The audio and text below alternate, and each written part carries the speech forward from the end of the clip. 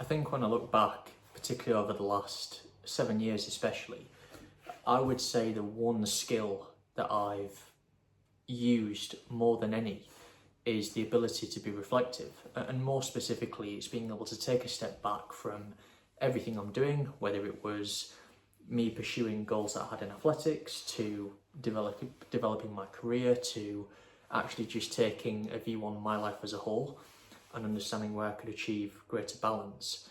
Underpinning all of that is the ability to be reflective.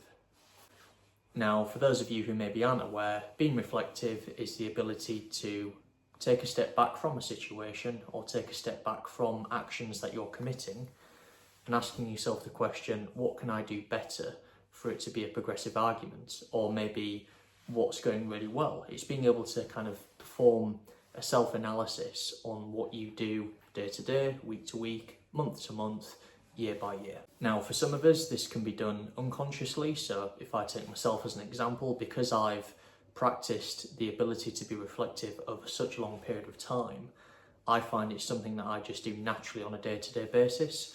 Whereas for others who maybe haven't practiced the idea of reflection over a long enough period of time, it might require consciously sitting down and being able to review what you're doing on a month-by-month basis. It might be writing down everything that's going well or not going well within that period, and actually having conversation with others to facilitate that reflective period. Now, ultimately, you're probably asking yourself the question, why is being reflective such an important tool? Now, I think certainly if you're looking to develop and improve yourself, and that's probably why you've come to this channel, I think ultimately the key strength to being reflective is it allows you over a long enough period of time to make incremental improvements to what you're doing, and also making improvements in a proactive way to then be able to get to a position where you can yield significant positive benefits as a result of that. The way I like to think of it is this. Let's say you've got person A and person B both doing the same job. Person A just simply comes into the office every day, does their job as normal, doesn't make any conscious efforts to reflect on what they're doing, how they can do things better, actually where they're underperforming, where they're actually achieving really positive results. They just simply do their job as normal. Whereas person B, on the other hand, has monthly meetings with their manager, constantly looks over what they're doing really well and how they can accentuate that further, what they're not doing so well, and then putting an improvement plan in place. The question you have to ask yourself, of person A and person B, who will go further? Who will excel more in their career, in what they do? And really, I think that's the point I'm trying to get at here. The value of being reflective in whatever you do, whether it's running your own business, whether it's just trying to progress generally, whether it's in the gym, whether it's through sports like I did historically, or whether it's just trying to further your career onwards, the ability to be reflective is absolutely key to achieving that. I think it's one of the key pillars that underpins success for probably most business owners. This is one of the key reasons why with most businesses, they will have monthly reviews to really cover off key progress within the business, but also being able to put proactive actions in place to address any ongoing issues. And that's what I refer to as the incremental changes to yield significant positive results. Now, if you'll have watched my monk mode video, you'll have known that obviously one of the key lessons I took from monk mode and practicing monk mode was the ability to strike a greater balance.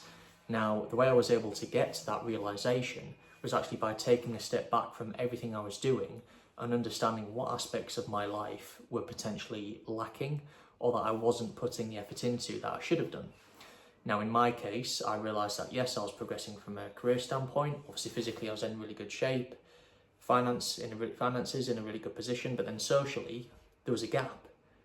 There was a lack of fulfillment in that area of my life. And it's once I came to that realization that I then put actions in place to resolve that, whether it was going out and do sports, going out and doing sports a little bit more, but actually doing sports where you were encouraged to socialize with others. And I think that's one of the key benefits of being reflective. It allows you to really take a step back and really take an honest view of all aspects of what you do, and actually just making sure that you strike a greater balance, which if you watch my videos, you'll see that is quite a key theme that I talk about and something that you should definitely strive for. If any of you guys watch James Smith, James kind of narrated this perfectly, which is that if you have a job at, let's say, £35,000, that's actually quite low stress. But then you've got a job at, let's say, £45,000, that's significantly more stress and will mean that you have significantly less time to yourself. Option A is probably the better option to go for, because option B, you'll be more stressed, you'll have less free time to yourself, and ultimately you'll probably feel less fulfilled. And you have to ask yourself, is it worth it? And I guess tying into that, that's probably one of the other aspects of being reflective, is the ability to manage trade-offs. So more specifically, weighing up future options that you're looking to explore and understanding what are the pros, but also the downsides in any decision that you make. And that's one of the really key benefits of being reflective.